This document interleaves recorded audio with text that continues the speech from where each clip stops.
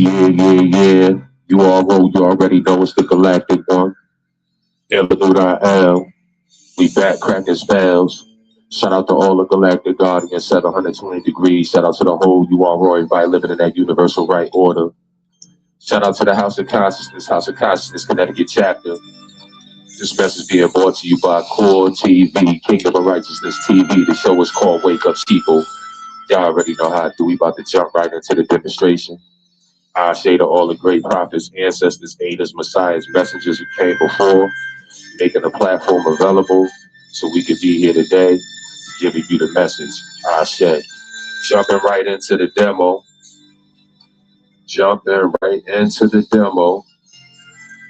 You know, on this galactic, glorious day of Friday, Frigidaire. Okay, it's Venus energy, this day of love. We're going to show some love today and continue on with the breakdown of basically Nimrod, of the flood, and Nimrod, the only Niggah to make God of the Bible come down to earth. So we're going to continue this on.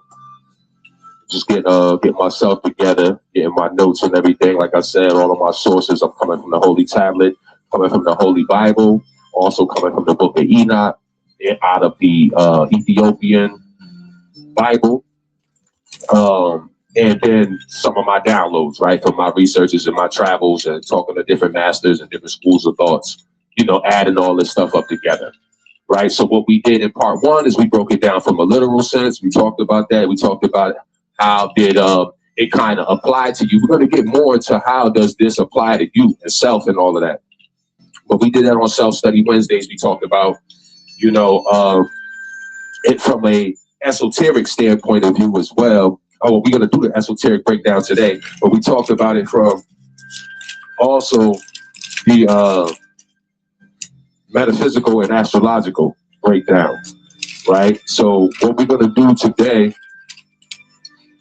is go back in really briefly, read real quick again so we can catch up, make sure we got a clear over, inner, and outer standing on the story from the literal sense, you know. Then we'll tap back into how that is applied to you. We'll show y'all some love today and show you how you can read the book from a metaphysical, esoteric, astrological, cosmological standpoint of view, and then come to a better understanding on why the scriptures were written the way they were written, etc. Now, we talked about translation and how at one point in time you wasn't supposed to translate things because you're taking things away from its purest theme, purest form. You know, you're taking things away from the purest theme, purest form. And when you do that, things lose their meaning. You know, words tend to lose the real meaning to them. And so speaking the English language, which is an amalgamation, a bunch of mixed up languages, you're kind of screwing up the meaning of things, right? If you don't have no real inner and over and understanding where the origin of the word that you speak today even comes from. So that's a big thing. That's a spell. And it's a deep spell that we're under. And that's what we're going to talk about, this spell that we're under. And not understanding the spell of this Holy Bible right here. You know what I'm saying? Because this is a spell. It's all words in here. Anytime you spell a word, it's a spell. So this is a big spell. And you got to learn how to dispel the spell that you're under. So, time back in, we talked about in Genesis, I think we was on Genesis 8. And God remembered Noah and everything and all the cattle and all that. He was in the ark and all of that stuff. The ark had landed on Mount Ephrat, right? It says right here in 4, and the ark rested in the 7th month. Note that number 7 month on the 17th day upon Mount Ararat, right? And so as we broke this thing down from the different aspects, the literal sense would mean that it's just basically talking about the first empire, okay? When Nimrod finally landed, you know, because Noah is Ham's people's, Ham is Noah's dad, son. Ham is Noah's son. So Noah has children, Ham, Shem, and Japheth, right? They all end up getting on that ark or boat. Supposedly, it's the literal sense. They get on a boat, they sail over to motherfucking. They got to be coming from somewhere though. The question you need to be asking yourself. That's the question you need to take your mind on is where did they fucking come from? If they had to get on the boat, where was they getting on this boat at? Where did they make this boat at? It had to be in Africa, over there near Egypt, Ethiopia, Sudan, because it tells you in the Bible, Kush, the gold was good there, all that. So Kush and all Ethiopia, it was existing, all that shit was around. Blah, blah, blah. So they had to be coming from that point, because that point of the story didn't get to, I mean, we didn't get here yet to Noah. So that happened earlier in the Bible, right? So that place exists.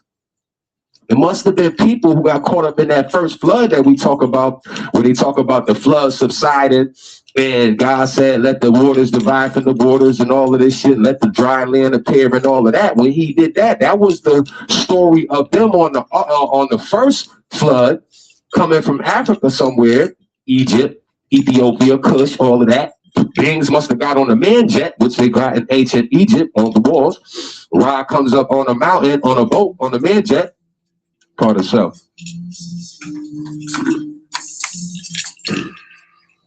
Ra comes up on a boat on a man jet and lands in the mountains of Africa. So that's a different geographic. And we talked about where that would be at today. That's the Caucasus Mountains. That's basically Iraq and all of that. Sumer, Akkadian, Babylonian, Assyrian, all of that in that area of that geographic Mesopotamia type shit, that's over there near Iraq today. Iran type shit and all of that, right? Where Mount Hermon is at where the 200 fallen angels supposedly had fell. The 200 fallen angels, or the 200 watchers, or whatever you want to call them, because in the book of Enoch, they got different names. See, that's another story. There's 200 fallen angels, there's the watchers, there's the Igigis, there's different stories coming from different ancient people labeling some beings coming down, right? Coming down from the heavens. That's what they say. Heavens is Orionus in the Greek sense of things. But when you think about it coming down, a lot of times we be like, well, motherfucker call you, be like, yo, who over there? Yo, it's all of us. We down here at the, the party, getting it in. We be like, all right, I'm coming down there. I'll be down there. That's shit we say today, like in slang. So sometimes it can be confusing when you hear them, let us go down there and make men, let us go down there. When they use that down there shit, it sounds like they coming from up somewhere, but they could be coming from uptown. You know? That's why we say I'll be down there. You know, we say that shit in regular slang. So sometimes it can be confusing when you look at it from a literal sense. It doesn't necessarily mean that they was coming from the heavens. They was, because they humanly motherfuckers like us. Some niggas just was around and they would tell you, I'll be down there. I'll be down there. Them niggas acting up, I'll be down there. That's kind of how you can take that too. But to continue on, from the literal sense, it would mean the first empires were being birthed. Like I said, because you got them on a man jet, they sail it, boom, they go over there, they get off the boat, Noah and them get off the boat. Remember, Noah means to rest, rested. So Noah's an actual event, because we know in the Sumerian doctrines, Noah is Hutzapishtim. He's a whole different character, where they got the story from. But they use the term Noah because Noah means drunken, to get drunk. Noah also means the sixth age, the Piscean age in the Bible. That's what Noah would mean. It would represent the Piscean age because it is the sixth. That's why he lived to be 600. Okay, they use the 600 on his age because the 6 is the sixth age, cycle age we was in of the Piscean, which represents Neptune, which represents the water, and we was drowned out by religion. Was we not? Okay, and as we move on to the seventh, which is the Aquarius, which is the Aquarius age, the information age, where we come out of the spiritual confusion and we start to gain spiritual intelligence. That's why everybody's on some, they think they know everything and everybody's tapped in because this the age we in. You know what I'm saying? For your spiritual awakening. So, like I said, these people get on the boat, they land over there, Ham and them get off the boat. Ham, Japheth, and Shem, they get off the boat, they end up making kids, whatever. But them niggas, Ham go back to motherfucking Kevin, Mizraim, right? Because he have a kid, Mizraim end up going back over there to Egypt. But Japheth and Shem, they stayed over there in Mesopotamia. Now, Nimrod stayed too, because Cush begot Nimrod. You know, Cush was one of the kids of Ham. Ham had Cush, Cush had Nimrod. Nimrod stayed over there too, right? And yes, they did all mix in with the traditions and the customs of the people that was there, because who was there? The Canaanites, the land of Canaan and all that was there and all of that. So the giants and the herbs and all that shit was over there. The land of Nod, all of that is over there. So that geographic was already popping with beings and shit going on, wicked motherfuckers and all of that. But what happened was that brother went over there, Nimrod, and set up shop and started making the first empire. Okay, because he had technology and knowledge of how to build from the Masonic lineage of his bloodline. You know, Ham, Cush, blah, blah, blah, all that's Egyptian. So them niggas knew how to build already. Right, coming from the top, from the Taites down in Uganda, deep down, going down even further with the Taites, the Patah, the small people, were the first builders, okay, on the planet. So let's continue. And like I said, they landed there. Ham has his kid. Cush has Nimrod. Nimrod stays, builds empires. Shem ends up mixing in with Canaanites. Japhet ends up mixing in with Hittites. These are Caucasoid people, Europeans per se, right? They end up mixing in with them, which you wasn't supposed to do. That was against, you know, divine laws at the time, mixing blood, you dig? And so they mix blood with these beings, blah, blah, blah. So you get these Iraqians and all this other weirdo type of motherfuckers over there, right? So now the first empires is literally built through a guy named Nimrod, but astrologically, this is the ego. This is your consciousness, okay? This is your consciousness. This is your ego at play. When you think about it from a astrological standpoint, and when you get to a esoteric standpoint, it is the controlling systems, because esoterically, this will represent your first priest kings, okay? This will represent religion and government. Okay, the Babel, the corporate state system. This is your first corporations. Yeah, this is your first corporations right here. When you had dead motherfuckers, corpse, you know, he was controlling the corpse, right? Language, confusion, you know, this is where that comes in at. Okay, esoterically, from the confusion standpoint, but we don't know linguistically, that they ruling us through a legal, ritualistic, symbolic language. You dig what I'm saying? And Nimrod will represent the origin of sun king worship, right?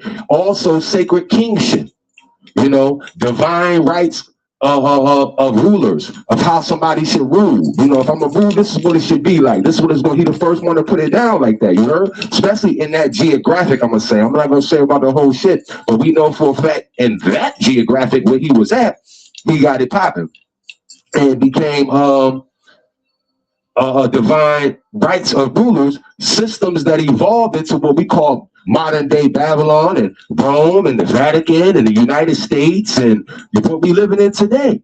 Any nation state is the fucking Nimrod blueprint.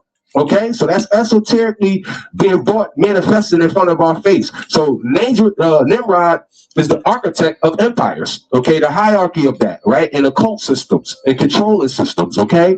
So it wasn't necessarily that it was evil and dangerous. It was as a rulership, you know, Nimrod represented rulership. You know, it wasn't that it was just so evil and dangerous. It was about rulership, right? And then, well, as a ruler, how dangerous he could be, right? To the powers that was down, because the people wasn't feeling that over there.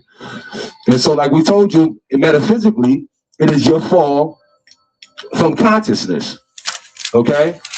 It is the fall of consciousness. Now, you got to understand the book itself is allegorical.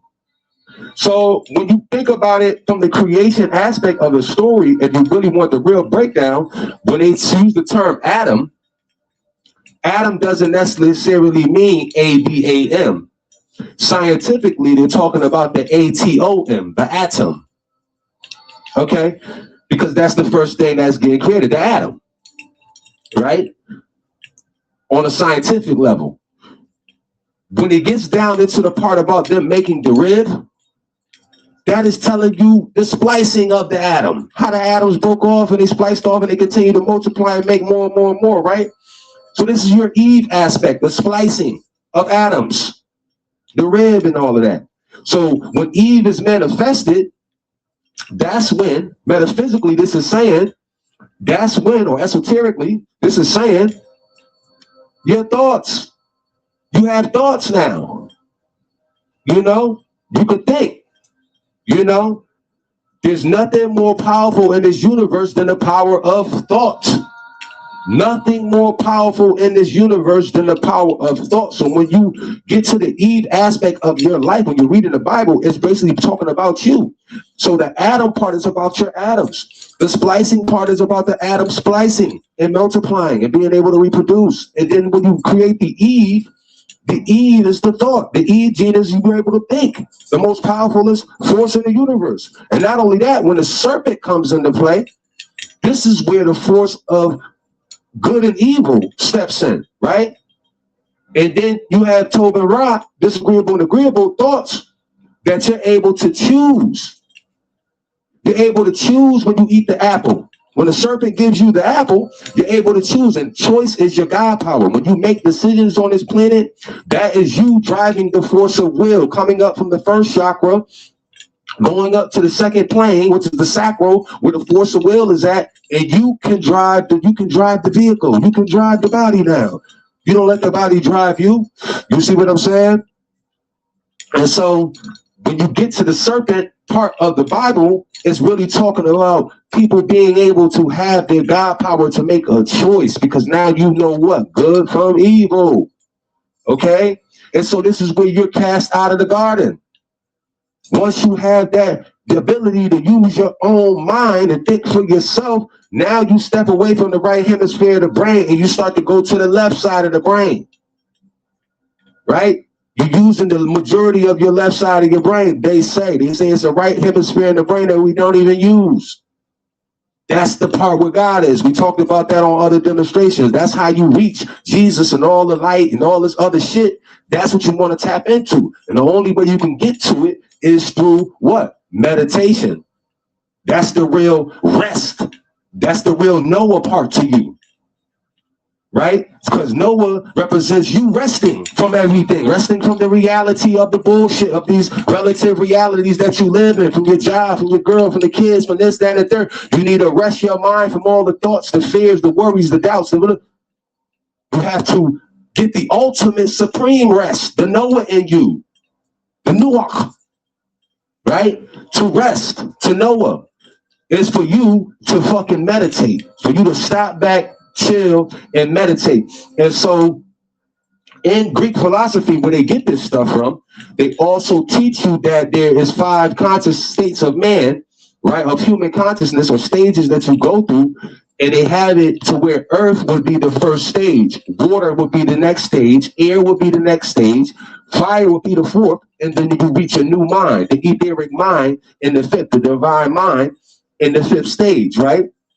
So biblically, this is tied into the Bible. Now, these 5 stages of consciousness, because the earth represents the chaos. And in the beginning, when all the chaos was happening, and then the earth was fucked up, and they say, yo, we got to destroy this shit. This shit wilding. So that's your mind with all the shit in it and all of that. And it's going crazy because you got all these different things, right? And you have no total control. You need a flood. You need to take a rest. You need your mind to rest. So you need a flood to come to flood out all of that bullshit. You see what I'm saying? You have to have a flood within yourself, right? To cleanse away any confusion.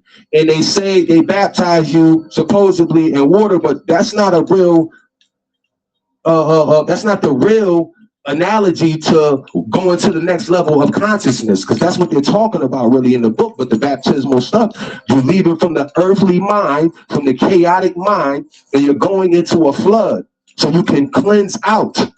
You flood out. That's what the Noah stories in play right there, because you're flooding out things in your mind. Okay, you're cleansing away the confusion just to get to air. When you come up out of the water, you need some air to breathe. Jesus said, meet me in the air, take you up on the cloud in the air and all of this stuff. Well, the air is thought. When you take no thought, right? You cannot have a thought when you go up there and all of that shit and you get in the air. All the earthly shit and carnal desires dissipate away. They dissolve. You are now on a level to where you're not even thinking when you tap into the air part of your meditation. And all this has to do with things like beta, alpha, theta, and delta, because those are the cycles per second that your brain function on electrically. So when you're in the earth state of mind, literally, this is everybody, whoever's on the earth state of mind, and their brain is going at 26 cycles per second. It's pulsating at 26 cycles per second. And this is why you can't get your shit together. This is why you can't focus and do the right things, because it's because of your brain is pulsating. The electricity in your brain is pulsating at 26 cycles per second. You need to slow that shit down to 14. When you slow it down to 14, you get into the water stage, where you need meditation to do that. So you can cause a flood to cleanse away all the confusion, to slow the shit down from the 26 beats, to get down to 14 beats. If you want to get down, you want to get in the air, you want to breathe and get up out the water, you get down to 8 beats per second. Okay, the theta aspect of consciousness, or cycles per second that your brain is pulsating at. Okay, you slow shit down. When you slow it down to 4, you reach the fire. That's where the baptism come in. You will be baptized by the fire. That's why Pac said that. Baptized by eternal fire, just so many tears. He's talking about the metaphysical aspect of being baptized by the fire when you come into the meditation stage and get to that 4th, the fire, the delta, when you slowed it down to 4. You know what I'm saying? Only then can you be baptized by the holy fire. You see what I'm saying? And then your mind comes into a new mind, burns out all that shit, and now you got a new mind. Out the ashes rises the phoenix, right? So the Red Sea is merely talking about, in your Bible, when they talk about splitting the Red Sea, that's just you going from one stage of consciousness to the next when you're coming out the water and you're going to meet Jesus in the air. And that's what that really means.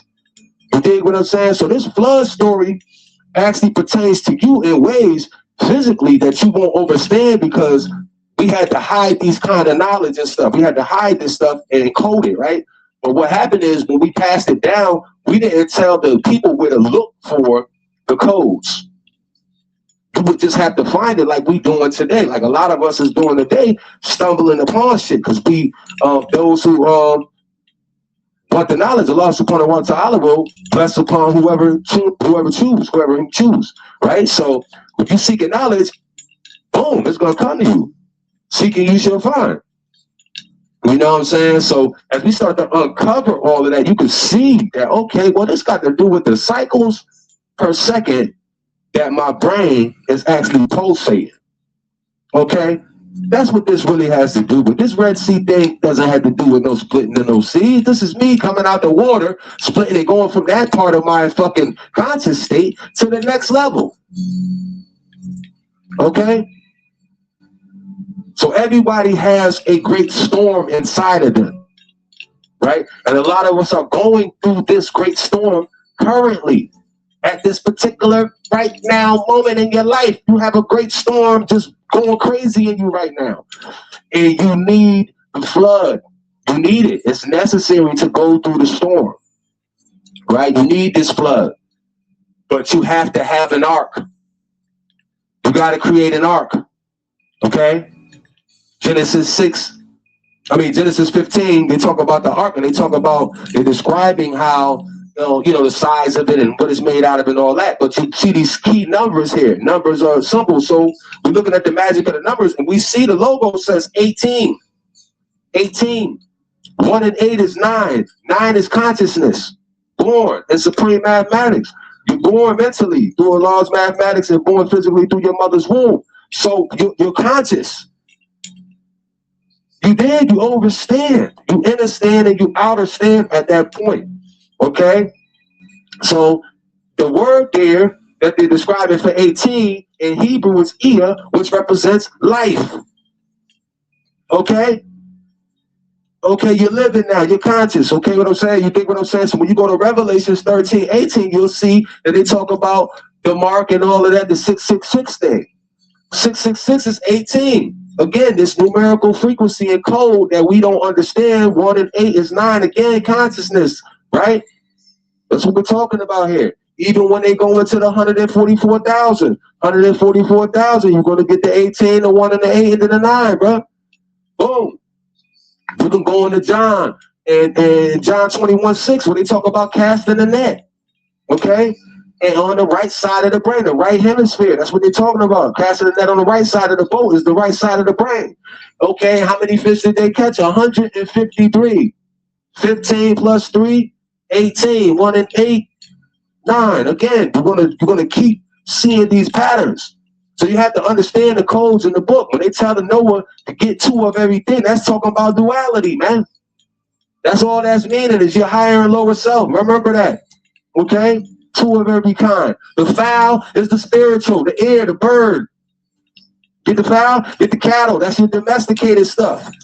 You see what I'm saying? You got to understand what they really interpreted. You dig what I'm saying? Remember, Aquarius age is the spiritual perfection. We're at a time where we're supposed to be perfecting spirituality, how we breathe, how we speak, because holy breath is truth. So how you breathe, life is determined by how many intervals of breath you take. A tortoise lives to be over 1,000 years old. This is some little turtle-y things and all that, related to dinosaurs and all that. But they breathe 3 times every 60 seconds. 2 to 3 times every 60 seconds. They only take 2 to 3 breaths. So they live to be 1,000. Life is determined by how many intervals of breath you take. Don't waste your fucking breath, man. It's holy. This is precious. So you don't want to be sitting around talking falsehood and spreading falsehood. Spookism. You know what I'm saying? Because it was sad and your mother told you to do it and your grandmother told you to do it and blah, blah, blah. You took no real time to investigate. So this is why brothers like myself and others that came along the way that are here today that help y'all if y'all too lazy to do it, or if y'all don't have the time to do it, or if you're incompetent, you don't even know how to do it. But maybe you might see me and then hear a signal, because life is about frequencies. And you have to change the frequency, electrical frequency in your brain in order to tap in from beta to alpha to theta to delta. So when you're hearing this, it just might be a click that causes the flood. And now you got to build the ark, because you got to survive in that great flood. You got to survive in that great flood. You dig? So like I said, today was just one to go on. We just showing some love, giving y'all the allegorical sense of the Bible, because remember, allegory means stories.